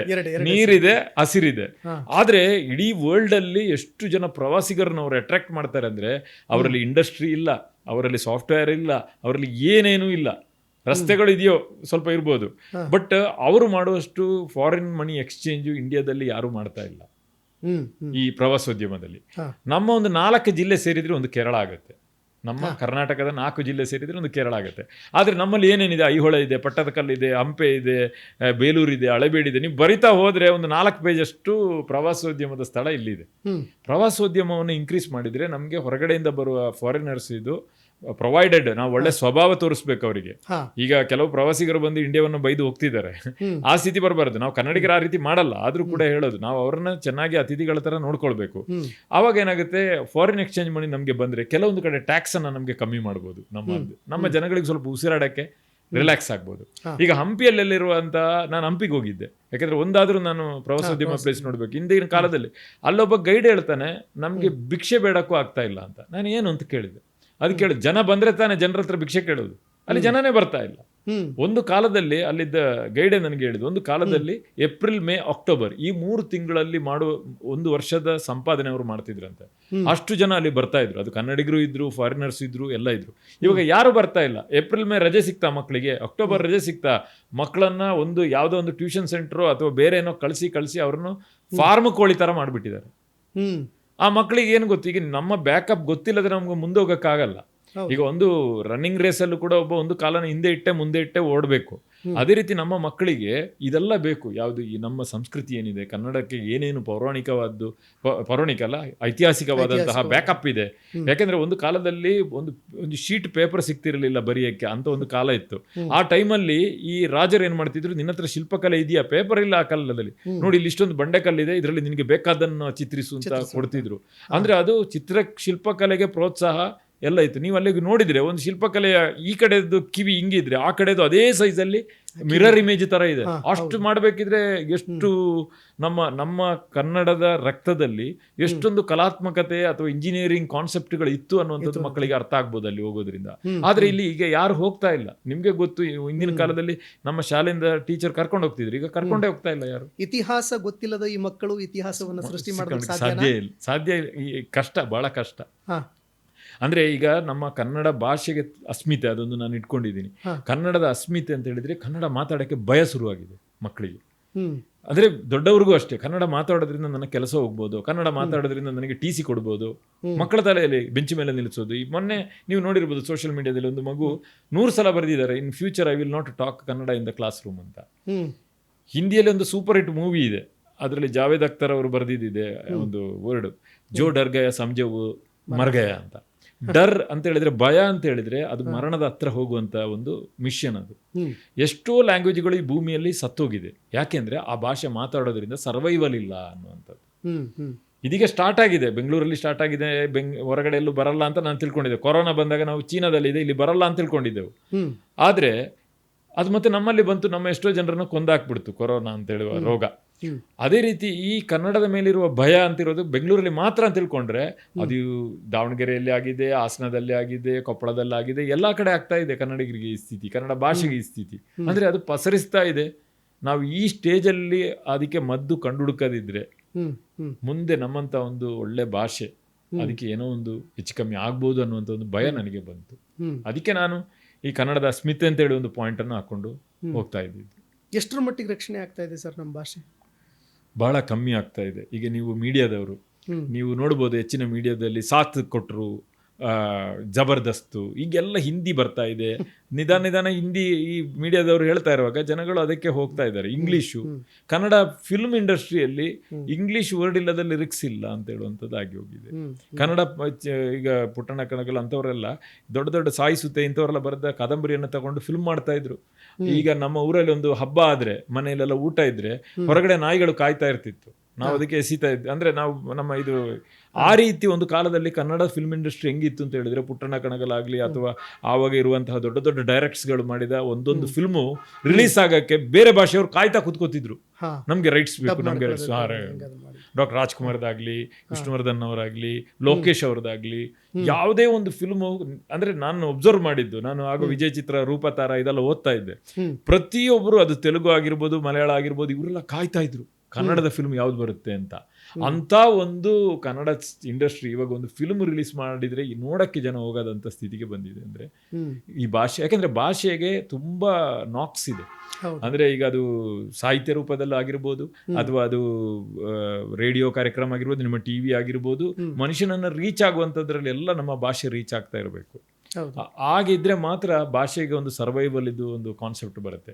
ಏನಿಲ್ಲ, ಈಗ ತುಂಬಾ ಕನ್ನಡ ಸಂಘಗಳು, ಚಳವಳಿಯವರೆಲ್ಲ ಇದ್ದಾರೆ. ಅವರು ಈಗ ಕನ್ನಡಕ್ಕೆ ಯಾರಿಗೆ ಧಕ್ಕೆ ಬಂದಾಗ ಅವರು ಹೋರಾಡ್ತಾ ಇದ್ದಾರೆ. ಅದರ ಜೊತೆ ನಾನು ಅವ್ರಿಗೆ ಒಂದು ಕಿವಿ ಮಾತು ಹೇಳೋದು, ಯಾಕಂದ್ರೆ ಅವರು ಅವರ ಕಷ್ಟ ಅವ್ರಿಗೆ ಗೊತ್ತು, ನಮ್ಗೆ ಗೊತ್ತಿಲ್ಲ, ನಮ್ಗೆ ದೂರದಿಂದ ಅವರು ದೊಡ್ಡ ದೊಡ್ಡ ಸಂಘ ಅಂತ ಹೇಳ್ಬೋದು. ಆದ್ರೆ ನಾನು ಅವ್ರಿಗೆ ಹೇಳೋದು, ಯಾರ್ಯಾರು ಪುಸ್ತಕ ಬರೀತಾನೋ ಕನ್ನಡದಲ್ಲಿ ಅದನ್ನ ನೀವು ರಿಲೀಸ್ ಮಾಡಿಸಿ ಮೆಜೆಸ್ಟಿಕ್ ಹತ್ರ ನಿಂತ್ಕೊಂಡು ಅದು ಬಸ್ಸಲ್ಲಿ ಅಥವಾ ಪ್ರತಿಯೊಬ್ಬ ಕನ್ನಡ ನಿಂಗೆ ಓದಕ್ಕೆ ಕೊಡಿ. ಕನ್ನಡ ಬೆಳೀತಾ ಇರುತ್ತೆ, ಇಲ್ಲ ಅಂತಲ್ಲ. ಯಾಕಂದ್ರೆ ಒಂದು ಲ್ಯಾಂಗ್ವೇಜ್ ಸೃಷ್ಟಿಸಲಿಕ್ಕೆ ಬಹಳ ಕಷ್ಟ. ಅದು ಮಾತಾಡೋ ಲ್ಯಾಂಗ್ವೇಜ್ ಆಗಲಿ ಅಥವಾ ಸೈಂಟಿಫಿಕ್ ಲ್ಯಾಂಗ್ವೇಜ್. ಈಗ ಕಂಪ್ಯೂಟರ್ ಇದೆ, ನಾವು ಚಿಕ್ಕದಿರುವಾಗ ಕಂಪ್ಯೂಟರ್ಗೆ ಇದ್ದಿದ್ದು ಫಾರ್ಟ್ರಾನ್ ಅಂತ ಒಂದು ಲ್ಯಾಂಗ್ವೇಜ್, ಆಮೇಲೆ ಕೋಬಾಲ್ ಆಯ್ತು, ಆಮೇಲೆ ಅರ್ಥಮೆಟಿಕ್ ಆದಂಗೆ ತುಂಬಾ ಲ್ಯಾಂಗ್ವೇಜ್, C++, ಫಾಕ್ಸ್ ಪ್ರೋ ಏನೇನೋ ಬಂತು. ಇನ್ನು ಅವರು ಒಂದು ಗಟ್ಟಿಯಾದ ಲ್ಯಾಂಗ್ವೇಜಿಗೆ ಬಂದಿಲ್ಲ. ಈ ಒಂದಿಷ್ಟು ವರ್ಷದಲ್ಲಿ ಕಂಪ್ಯೂಟರ್ ಯುಗದಲ್ಲಿ ಕಂಪ್ಯೂಟರ್ಗೆ ಒಂದು ಕರೆಕ್ಟ್ ಆದ ಲ್ಯಾಂಗ್ವೇಜ್ ಬಂದಿಲ್ಲ. ಅಂತ ಸಂದರ್ಭದಲ್ಲಿ ನಮ್ಮ ಪೂರ್ವಜರು ಕೊಟ್ಟಂತಹ ಈ ಲ್ಯಾಂಗ್ವೇಜ್ ಅನ್ನ ನಾವು ಕಾಪಾಡಬೇಕಾಗಿದ್ದು ನಮ್ಮ ಕರ್ತವ್ಯ. ನಾವು ಅದನ್ನು ತಗೊಂಡೋಗ್ಬೇಕು. ಯಾಕಂದ್ರೆ ತುಂಬಾ ಫಿಲ್ಟ್ರೇಷನ್ಸ್ ಆಗಿ, ತುಂಬಾ ರಿಸರ್ಚ್ ಆಗಿ ಬಂದಿರೋ ಒಂದು ಪ್ರಾಡಕ್ಟ್ ಇದು ನಮ್ಮ ಕನ್ನಡ. ಹೌದು, ನಿಜವಾಗಿ. ಈಗ ಕುವೆಂಪು ಅವರು ಹೇಳೋದೇನು, ಕನ್ನಡಕ್ಕಾಗಿ ಕೈ ಎತ್ತು ನಿನ್ನ ಕೈ ಕಲ್ಪವೃಕ್ಷವಾಗೋದು ಅಂತ. ಕೈ ಎತ್ತು ಅಂತ ಹೇಳಿದ್ರೆ ನೀನು ಬರೀ. ಈಗ ನಮ್ಮ ಸಾಹಿತ್ಯ ಅಕಾಡೆಮಿ ಕೊಟ್ಟಂತಹ ಎಲ್ಲಾ ಅವಾರ್ಡ್, ಮ್ಯಾಕ್ಸಿಮಮ್ ಅವಾರ್ಡ್ಗಳು ಅದು ಕನ್ನಡಕ್ಕೆ ಬಂದಿದೆ. ಈಗ ನಾವು ನೋಡಿದ್ರೆ ಬೇರೆ ಎಲ್ಲ ಲ್ಯಾಂಗ್ವೇಜ್ ನೋಡಿದ್ರೆ ನಮ್ಗೆ ಕನ್ನಡಕ್ಕೆ ಬಂದಿದೆ. ಕಾರಣ ಏನಂದ್ರೆ ಲ್ಯಾಂಗ್ವೇಜ್ ಹಂಗಿದೆ ನಮ್ದು. ನೀವು ಬರಿತಾ ಹೋಗಿ, ಅದು ಗೊತ್ತಿಲ್ಲದೆ ಕಲ್ಪವೃಕ್ಷ ಆಗುವಂತ ಒಂದು ಸೂಪರ್ ಲ್ಯಾಂಗ್ವೇಜ್ ನಮ್ದು ಕನ್ನಡ. ಅದರಲ್ಲಿ ಎರಡು ಮಾತಿಲ್ಲ. ಈಗ ನಮ್ಮ ಭಾಷೆ ಆಗಿರಬಹುದು, ನಮ್ಮ ಸರ್ಕಾರಿ ಶಾಲೆಗಳಾಗಿರ್ಬೋದು, ಅಥವಾ ರಾಜ್ಯದ ಸ್ಥಿತಿಗತಿಗಳಾಗಿರಬಹುದು, ಇದೆಲ್ಲ ಬದಲಾವಣೆಗಳಾಗಬೇಕಾದ್ರೆ ನೀವು ಕೆಲವೊಂದು ಸಜೆಷನ್ಸ್ನ ಕೊಡೋದಕ್ಕೂ ಕೂಡ ಮುಂದಾಗ್ತಾ ಇದ್ದೀರಿ ಸರ್. ಏನು ಮಾಡಿದ್ರೆ ನಾವು ಒಂದು ಉತ್ತಮ ಬದಲಾವಣೆ ತರಬಹುದು, ಭಾಷೆಯನ್ನು ರಕ್ಷಣೆ ಮಾಡಬಹುದು? ಯಾಕೆಂದರೆ ಯಾವುದೇ ನಾವು ಲ್ಯಾಂಗ್ವೇಜ್ ಕಡೆ ಹೋದರೆ ನಮ್ಮ ಅಕ್ಕಪಕ್ಕದಲ್ಲಿ ಈಗ ಭಾಷಾವಾರು ಪ್ರಾಂತ್ಯ ಮಾಡೋಕ್ಕೆ ಮುಖ್ಯ ಕಾರಣ ಭಾಷೆ ಎಂಬುದು ದೊಡ್ಡ ಒಂದು ಅಸೆಟ್ ಅದು. ಯಾಕಂದರೆ ನಮ್ಮ ಅಂಬೇಡ್ಕರ್ ಅವರಾಗಲಿ ಸಂವಿಧಾನ ಬರೆದ ಎಲ್ಲ ಶಿಲ್ಪಿಗಳೆಲ್ಲರೂ ಸೇರಿ ಬರೆದಿದ್ದಾರೆ. ಬಟ್ ಮೇನ್ ಹೀರೋ ನಮಗೆ ಅಂಬೇಡ್ಕರ್ ಅವರೇ ಬರ್ತಾರೆ. ಅವರು ಒಂದ್ಸಲ ಗ್ಲಾನ್ಸ್ ಮಾಡೋದು ಅದು ಮುಂದಕ್ಕೆ ಬರೋಕ್ಕೆ ಸಾಧ್ಯ ಇಲ್ಲ. ಅವರು ಭಾಷಾವಾರು ಪ್ರಾಂತ್ಯದ ಬಗ್ಗೆ ಸುಮ್ಮನೆ ಮಾಡಿರ್ಲಿಕ್ಕಿಲ್ಲ. ಅವರ ಮನೆಯಲ್ಲಿ ಲೈಬ್ರರಿಗಳು ಬುಕ್ಗಳು ಅಷ್ಟೊಂದು ಇತ್ತು. ಅಂತ ಒಂದು ವ್ಯಕ್ತಿ ಅವರು ನಮ್ಮ ಸಂವಿಧಾನ ಬರೆದಿದ್ದು ನಮಗೊಂದು ವರ ಅಂತ ಹೇಳ್ಬೋದು. ಸೊ ಆ ವ್ಯಕ್ತಿ ಸಂಪನ್ಮೂಲವನ್ನು ಹಾಳು ಮಾಡಬೇಕು ಅಂತ ಸಂವಿಧಾನ ಬರೆದಿದ್ದಲ್ಲ. ಆ ಸಂಪನ್ಮೂಲದಲ್ಲಿ ಭಾಷೆ ಕೂಡ ಒಂದು ಸಂಪನ್ಮೂಲ. ಅವರಿಂದ ಆಗುವಷ್ಟು ಕೇರ್ ತಗೊಂಡು ಕರ್ನಾಟಕ ಆಗಲಿ, ತಮಿಳುನಾಡು ಆಗಲಿ, ಕೇರಳ ಆಗಲಿ ಈ ರಾಜ್ಯಗಳನ್ನೆಲ್ಲ ವಿಂಗಡಿಸಿದ್ ಯಾಕೆ ಹೇಳಿದ್ರೆ ಅದರಲ್ಲಿ ಒಂದು ಸಿಸ್ಟಮ್ ಇದೆ. ಒಂದು ಭಾಷೆ ಅಂದ್ರೆ ಒಂದು ಸಿಸ್ಟಮ್. ಒಂದು ಭಾಷೆ ಹೋಯ್ತು ಅಂದ್ರೆ ಒಂದು ಸಿಸ್ಟಮ್ ಹೋಯ್ತು ಅಂತ ಅರ್ಥ. ಆ ಸಿಸ್ಟಮ್ ನಂತರ ಒಳ್ಳೆ ಬರಬೇಕಿದ್ರೆ ಬಹಳ ಕಷ್ಟ ಇದೆ, ಒಳ್ಳೆ ಸಿಸ್ಟಮ್ ಬರಬೇಕಿದ್ರೆ ಕಷ್ಟ ಇದೆ. ಸೊ ಹಾಗೆ ನಮ್ಮ ಭಾಷೆಯನ್ನ ಮಾಡಿದ್ದು. ಈ ಒಂದು ರಾಜ್ಯನ ಕಂಟ್ರೋಲ್ ಸರಿಯಾಗಿ ತಗೊಂಡೋಗೋಕ್ಕೆ ತುಂಬ ಸಾಧ್ಯ ಇದೆ. ಯಾಕೆಂದರೆ ಇದರಲ್ಲಿ ಅತ್ಯಂತ ಹೆಚ್ಚು ಸಂಪದ್ಭರಿತವಾದ ಒಂದು ರಾಜ್ಯ ಅಂದರೆ ನಮ್ಮ ಕರ್ನಾಟಕ ಮಾತ್ರ. ತೆಂಗು, ಕಂಗು, ಮತ್ತು ಶ್ರೀಗಂಧ, ಏನು ಬೇಕು ನಿಮಗೆ, ಏನು ಬೇಕಾದರೂ ಬೆಳಿಬೋದು. ಅಂಥ ಮಣ್ಣಿದು. ರಾತ್ರಿ ನಾನು ಬೆಳಿಗ್ಗೆ 1 ಗಂಟೆಗೆ ಎದ್ದೆಲ್ಲ ನಡೆಯುವಾಗ ಆ ಕತ್ತಲೆಯಲ್ಲೂ ಕೂಡ ಆ ಕಪ್ಪು ಮಣ್ಣು ಹೊಳಿತಾ ಇದೆ ಅಂದರೆ ಅದರಲ್ಲಿ ಎಷ್ಟು ಖನಿಜಗಳಿರ್ಬೋದು ಅಂತ ಲೆಕ್ಕ ಹಾಕಿ. ನಾನು ನಡೀತಾ ಇರುವಾಗ ಸುಮ್ಮನೆ ನೋಡಿದ್ದು, ನಾನೇ ಲೈಟ್ ಹಾಕಿಲ್ಲ, ಸುಮ್ಮನೆ ನೋಡಿದ್ದೆ. ಆ ಒಂದು ಬೆಳದಿಂಗಳ ಬೆಳಕಲ್ಲಿ ಅದು ಆ ಕಪ್ಪು ಮಣ್ಣಷ್ಟು ಹೊಳಿಬೇಕಂದ್ರೆ ನಮ್ಮ ರಾಜ್ಯದಲ್ಲಿ ಈ ಭೂಮಿಯಲ್ಲಿ ಸಿಗಬೇಕಾದ ಎಲ್ಲ ಖನಿಜಗಳು ಆ ಮಣ್ಣಲ್ಲಿ ಇದೆ. ಆಗ ನೋಡುವಾಗ ನಮ್ಮ ರಾಜಕಾರಣಿಗಳು ಸ್ವಲ್ಪ ಜನಗಳ ಬಗ್ಗೆ ಥಿಂಕ್ ಮಾಡಿ ರಾಜ್ಯವೇ ಸಾರ್ವಭೌಮ ಅಂತ ಹೋಗಕ್ಕೆ ಶುರುವಾದರೆ ಸ್ವಲ್ಪ ಮಟ್ಟಿಗೆ ಸರಿಯಾಗುತ್ತೆ. ಯಾಕೆಂದ್ರೆ ಇವರು ಜಗಳ ಮಾಡ್ತಾ ಇದ್ದಾಗ ಅವರ ಜಗಳದ ಕಾನ್ಸೆಪ್ಟ್ ಅಲ್ಲಿ ಮಾತ್ರ ಅವರ ಹಿಂಬಾಲಕರು ಫೈಟ್ ಮಾಡ್ತಾರೆ. ಫೈಟ್ ಅಂದ್ರೆ ಏನು? ಎನರ್ಜಿ. ಆ ಎನರ್ಜಿನ ಫೈಟ್ ಮಾಡೋದ್ರಲ್ಲಿ ವೇಸ್ಟ್ ಮಾಡ್ತಾ ಇದ್ದಾರೆ. ಅವರು ರಾಜ್ಯವೇ ಸಾರ್ವಭೌಮ ಅನ್ನುವಂಥ ಒಂದನ್ನು, ಅದು ವಿರೋಧ ಪಕ್ಷ ಆಗಲಿ ಯಾವುದೇ ಆಗಲಿ, ಇಬ್ಬರು ಕೂಡ ರಾಜ್ಯವೇ ಸಾರ್ವಭೌಮ ಅನ್ನುವ ರೀತಿಯಲ್ಲಿ ಹೋಗ್ತಾ ಇದ್ದಾಗ ಆ ಒಂದು ಸೌಹಾರ್ದತೆ ಮತ್ತು ಬಾಂಧವ್ಯ ಅವರ ಮಧ್ಯದಲ್ಲಿ ಕಂಡ್ರೆ ಅವರ ಫಾಲೋವರ್ಸು ಕೂಡ ಏನು ಮಾಡ್ತಾರೆ, ಇದನ್ನು ಮುಂದುವರಿಸ್ತಾರೆ. ಎಲ್ಲಿ ಸೌಹಾರ್ದ ಬಾಂಧವ್ಯ ಇರುತ್ತೋ ಅಲ್ಲಿ ಪ್ರೀತಿ ಇರುತ್ತೆ. ಪ್ರೀತಿ ಅಂದರೆ ಅಟ್ರಾಕ್ಷನ್ ಅಂದರೆ ಟುವರ್ಡ್ಸ್ ಗ್ರೋತ್ ಅಂತ ಆಗ್ಬೋದು. ನಮ್ಮ ಗ್ರೋತ್, ನಮ್ಮ ರಾಜ್ಯದ ಗ್ರೋತ್ ಕಡೆ ಅಟ್ರಾಕ್ಷನ್ ಜನಗಳು ಬರಬೇಕಿದ್ರೆ ನಮ್ಮ ಲೀಡರ್ಸ್ಗಳು ಅದೇ ರೀತಿಯ ರೋಲ್ ಮಾಡೆಲ್ ಆಗಿ ಮಾಡ್ತಾ ಹೋದ್ರೆ ತುಂಬ ಒಳ್ಳೇದಾಗುತ್ತೆ ಅಂತ ನನಗೆ ಕಾಣ್ತಾ ಇದೆ. ಈಗ ಸರ್ಕಾರಿ ಶಾಲೆಗಳ ಸ್ಥಿತಿಗತಿಗಳನ್ನ ಹೇಗೆ ಸರ್ ಬದಲಾವಣೆ ಮಾಡೋದು? ಸರ್ಕಾರಿ ಶಾಲೆ ಸ್ಥಿತಿಗತಿ ತುಂಬಾ ಚೆನ್ನಾಗಿ ಬದಲಾವಣೆ ಮಾಡಬಹುದು. ನಾನು ಆಗ್ಲೇ ಹೇಳಿದೆ, ಬಸ್ಸನ್ನು ಎಕ್ಸಾಂಪಲ್ ತಗೊಂಡ್ರೆ ಹೊಸದಾಗಿ ಒಂದು ರೂಟ್ ಬಸ್ ಸ್ಟಾರ್ಟ್ ಮಾಡ್ತಾರೆ. ನಾವು ಎಷ್ಟು ಜನನ ಎಕ್ಸ್ಪೆಕ್ಟ್ ಮಾಡ್ಬೋದು? ಡ್ರೈವರ್, ಕಂಡಕ್ಟರ್ ಒಂದು 4 ಜನ ಎಕ್ಸ್ಪೆಕ್ಟ್ ಮಾಡ್ಬೋದು. 1 ತಿಂಗಳ ಸರ್ವಿಸ್ ಕೊಟ್ಟ ಮೇಲೆ ಅಲ್ಲಿ ಹೋಗಿ ನೋಡಿದ್ರೆ ನಿಮಗೆ ಕಾಲಿಡಕ್ಕೆ ಜಾಗ ಇರಲ್ಲ, ಜನ ಆ ಬಸ್ಸಲ್ಲಿ ಹೋಗ್ತಾ ಇರ್ತಾರೆ. ಮತ್ತು ನೀವು ನೋಡಿ ಅಲ್ಲಿ ಇನ್ನೊಂದು 4 ಟ್ರಿಪ್ ಎಕ್ಸ್ಟ್ರಾ ಬಸ್ಸನ್ನು ಹಾಕ್ತಾ ಇರ್ತಾರೆ, ಆದರೂ ಸಾಕಾಗಲ್ಲ ಅಂತ ಹೇಳೋ ಸ್ಥಿತಿ. ಈ ಬೆಂಗಳೂರೇ ತಗೊಳ್ಳಿ, ಒಂದು ಕಾಲದಲ್ಲಿ ಎಷ್ಟು ಬಸ್ ಇತ್ತು? ನಮ್ಮ ಮಂಗಳೂರು ಕಡೆ ಎಲ್ಲ ಬಹಳ ಕಮ್ಮಿ ಇತ್ತು. ಇವಾಗ ಆಗಾಗ ಸೆಕೆಂಡಿಗೆ 4 ಬಸ್, 5 ಬಸ್ ಹೋದ್ರು ಅದರಲ್ಲಿ ಸೀಟ್ ಇಲ್ಲ. ಅಂದ್ರೆ if you give the service people will use it ಅಂತ. ನೀವು ಸರ್ವಿಸ್ ಕೊಟ್ರೆ, ಸೇವೆ ಕೊಟ್ರೆ ಜನಗಳು ಖಂಡಿತ ಅದನ್ನು ಯೂಸ್ ಮಾಡ್ತಾರೆ ಅನ್ನೋ ಒಂದು ನಮ್ಮ ಏಷ್ಯಾದಲ್ಲಿ ನಂಬರ್ 1 ನಮ್ಮ KSRTC. ಸೊ ಅದು ತೋರಿಸ್ತಾ ಇದೆ. ಅದನ್ನು ನೋಡೋಣ. ಈಗ ನಾನು ಕೇರಳನ ಹೇಳಿದೆ, ಅದೇ ರೀತಿ ನಾವು KSRTC ಅನ್ನು ನೋಡೋಣ. ಒಂದು ಶಾಲೆಯಲ್ಲಿ ಇರುವ ತರಗತಿಗಳಿಗೆ ಒಬ್ಬೊಬ್ಬರು ಟೀಚರ್ನೇ ಹಾಕಿ. ಈಗ ನಾನೊಂದು ಸ್ಕೂಲಿಗೆ ಹೋಗಿದ್ದೆ, ಅದ್ರ ಹೆಸರು ಹೇಳ್ಬೇಡಿ, ಆ ಮೇಡಮ್ ಫೋಟೋ ತೆಗಿಬೇಡಿ ಅಂತ ಹೇಳಿದ್ರಿಂದ ಫೋಟೋನು ತೆಗೆದಿಲ್ಲ, ಸ್ಕೂಲಿದ ಹೆಸರು ಹೇಳ್ತಾ ಇಲ್ಲ. 1ರಿಂದ 4ನೇ ಕ್ಲಾಸ್ ತನಕ ಆ ಸ್ಕೂಲ್ ಇರೋದು. 20 ಚಿಲ್ಲರೆ ಮಕ್ಕಳಿದ್ದಾರೆ ಅಲ್ಲಿ. ಆ ಟೀಚರ್ ಬೆಳಿಗ್ಗೆ ಬಂದ ಕೂಡಲೇ ಅನ್ನ ಬೇಯಿಸ್ತಾರೆ, ಮೊಟ್ಟೆ ಬೇಯಿಸ್ತಾರೆ, ಮೊಟ್ಟೆದ ಸಿಪ್ಪೆ ತೆಗಿತಾರೆ, ಮತ್ತೆ ಸಾಂಬಾರು ಮಾಡ್ತಾರೆ, ಮಕ್ಕಳಿಗೆ ಬಾಳೆಹಣ್ಣು ಲೆಕ್ಕ ಹಾಕಿ ಇಡ್ತಾರೆ. ಇದೆಲ್ಲ ಆದ್ಮೇಲೆ SDM ಅದಕ್ಕೆ ಎಂಟ್ರಿ ಮಾಡ್ತಾರೆ. ಅವ್ರದ್ದು ಅದೇನೋ ಇದೆ ಒಂದು ಇದು ಟೀಮು, ಅದಕ್ಕೆ ಅದು ಎಂಟ್ರಿ ಮಾಡ್ತಾರೆ ಕಂಪ್ಯೂಟರಲ್ಲಿ. ಆ ನಂತರ BO ಹೇಳಿದ ಕೆಲಸಗಳನ್ನೆಲ್ಲ ಮಾಡ್ತಾರೆ. ಇದೆಲ್ಲ ಮಾಡ್ತಾರೆ ಅಂತ ಮೇಡಮ್ ಹೇಳಿದಾಗ ನಾನು ಆ ಮೇಡಮ್ಗೆ ಕ್ವಶನ್ ಕೇಳಿದೆ, ನೀವು ಇಷ್ಟೆಲ್ಲ ಒಂದು ದಿನ ಕೆಲಸ ಮಾಡ್ತೀರಾ, ಪಾಠ ಯಾವಾಗ ಮಾಡ್ತೀರಾ ಕೇಳಿದ್ರೆ ಅವ್ರು ನಗ್ತಾರೆ. ಅಂದ್ರೆ ಈ ಕೆಲಸ ಮಾಡಿ ಮಾಡಿ ಮಾಡಿ she lost the interest to teach. ಮಕ್ಕಳಿಗೆ ಪಾಠ ಮಾಡೋದು ಮರ್ತು ಬಿಟ್ರು. And she don't know what's my original job. ತನ್ನ ಒರಿಜಿನಲ್ ಜಾಬ್ ಯಾವುದು ಅಂತಲೇ ಮರ್ತೋಯ್ತು. ನಾನು ಹಳೆ ಕಾಲದಲ್ಲಿ ಒಂದು ಫಿಲ್ಮ್ ನೋಡಿದ್ದೆ, MGR ಇದು. ಅವನನ್ನು ಒಂದು ಬಾಕ್ಸ್ ಒಳಗಡೆ ಹಾಕ್ತಾರೆ ಚಿಕ್ಕ ಏಜಲ್ಲಿ. ಬಟ್ ಅವನಿಗೆ ಬೆಂಡಾಗಿಯೇ ಜೀವನ ಮಾಡೋಕ್ಕಾಗೋದು, ಅವನಿಗೆ ಸ್ಟ್ರೈಟ್ ಆಗಿ ಜೀವನ ಮಾಡೋಕ್ಕಾಗ್ತಾ ಇಲ್ಲ. ಆ ಸ್ಥಿತಿಗೆ ಅವನು ಬರ್ತಾನೆ. ಅಂದ್ರೆ ಅವನು ಒರಿಜಿನಲ್ ಆಗಿ ಒಬ್ಬ ಮನುಷ್ಯ, ಎಲ್ಲ ಮನುಷ್ಯರ ಥರ ನಾನು ಸ್ಟ್ರೈಟ್ ಆಗಿ ನಡಿಬೇಕು ಅನ್ನೋದು ಮರೆತು ಅವನು ಬೆಂಡಾಗಿ ನಡೀತಾ ಇರ್ತಾನೆ. ಅದೇ ರೀತಿ ಈ ಟೀಚರ್ಸ್ಗಳು ಆ ಸ್ಥಿತಿಗೆ ಬಂದಿದ್ದಾರೆ. ಅದಕ್ಕೆ ಟೀಚರ್ಸೇ ಕಾರಣ. ಫಸ್ಟಿಗೆ ಅವರು ವಾಪಸ್ ಮಾಡಬೇಕು, ನಾವು ಟೀಚಿಂಗಲ್ಲಿ ಇರೋದು, ನಮಗೆ ಟೀಚಿಂಗ್ ಮಾತ್ರ ಕೊಡಿ ಅಂತ. ಬಟ್ ಅವರು ವಾಪಸ್ ಮಾಡಿಲ್ಲ, ಪುಕ್ಲರಾಗ್ಬಿಟ್ರು. Teachers ಪುಕ್ಲರಾದರೆ students ಪುಕ್ಲರಾಗ್ತಾರೆ. ಅದು ರಿಫ್ಲೆಕ್ಟ್ ಆಗೋದು. ಪ್ರಜಾಪ್ರಭುತ್ವದಲ್ಲಿ ಸತ್ತ ಪ್ರಜೆಗಳನ್ನೇ ಅವರು ಮಾಡ್ತಾ ಇರೋದಕ್ಕೆ ಕಾರಣ ಇದೆ. ಯಾಕಂದ್ರೆ ಅವರು ಭಯ ಪಟ್ಟು ಬಗ್ಗಿ ಕೆಲಸ ಏನ್ ಕೊಟ್ಟರು ಕೆಲಸ ಮಾಡ್ತಾರೆ. ನಾಳೆ ಟಾರ್ ಹಾಕು ರೋಡಿಗೆ ಅಂದ್ರು ಟೀಚರ್ ಟಾರ್ ರೋಡ್ ಹಾಕಕ್ಕೆ ಹೋಗ್ತಾರೆ. ಅದು ಇರಬಾರ್ದು, ವಾಪಸ್ ಮಾಡ್ಬೇಕು. ಈಗ ನಾನು KSRTC ಒಂದು ಎಕ್ಸಾಂಪಲ್ ಹೇಳಿದೆ. ಆ ಡ್ರೈವರ್ ಫುಲ್ ಜನರನ್ನ ಎತ್ಕೊಂಡು ಬಸ್ ಓಡಿಸ್ತಾ ಇದ್ದಾನೆ ಅಂತ ತಿಳ್ಕೊಳ್ಳಿ, ಟೌನ್ ಅಲ್ಲಿ ಒಳ್ಳೆ ರಶ್ ಇರುವ ರೋಡಲ್ಲಿ. ಅವನಿಗೆ ಹೊಸ ಒಂದು ಕಂಡೀಷನ್ ಕೊಟ್ರು, ನೀನು 5 ಸೂಜಿಗೆ ನೂಲು ಹಾಕ್ಬೇಕು ಅಂತ. ಡ್ರೈವಿಂಗ್ ಮಾಡ್ಲೇಬೇಕು, 5 ಸೂಜಿಗೆ ನೂಲು ಹಾಕ್ಬೇಕು ಅಂತ. ಆವಾಗ ಏನಾಗ್ಬೋದು? Accident guarantee. ಇರುವ ಏನು ಪ್ರಯಾಣಿಕರ ಗತಿ ಏನು, ಫ್ಯೂಚರ್ ಏನು? ಅದೇ ರೀತಿ ಒಂದು ಟೀಚರು ಒಂದು ಬಸ್ಸನ್ನ, ಸ್ಕೂಲ್ ಎಂಬುದನ್ನ ಕರ್ಕೊಂಡು ಹೋಗ್ತಾ ಇದ್ದಾರೆ. ಇವರು ಈ ಸೂಜಿಗೆ ನೂಲು ಹಾಕೋದು ಅಂದ್ರೆ ಈ ಮೊಟ್ಟೆ ಬೇಯಿಸೋದು, ಸಿಪ್ಪೆ ತೆಗೆಯೋದು, ಅದು ಇದು ಅಂತೆಲ್ಲ ಮಾಡ್ತಾ ಕೂತ್ರೆ ಆ ಮಕ್ಕಳಿಗೆ ಲೈಫ್ ಆಕ್ಸಿಡೆಂಟ್ ಆಗುತ್ತೆ. ಮಕ್ಕಳ ಲೈಫ್ ಆಕ್ಸಿಡೆಂಟ್ ಅಂದ್ರೆ ಅವರ ಭವಿಷ್ಯ ಹೋಗುದು. ಅವರ ಭವಿಷ್ಯ ಹೋಯ್ತು ಅಂದ್ರೆ ದೇಶದ ಭವಿಷ್ಯ ಹೋಯ್ತು ಅಂತ.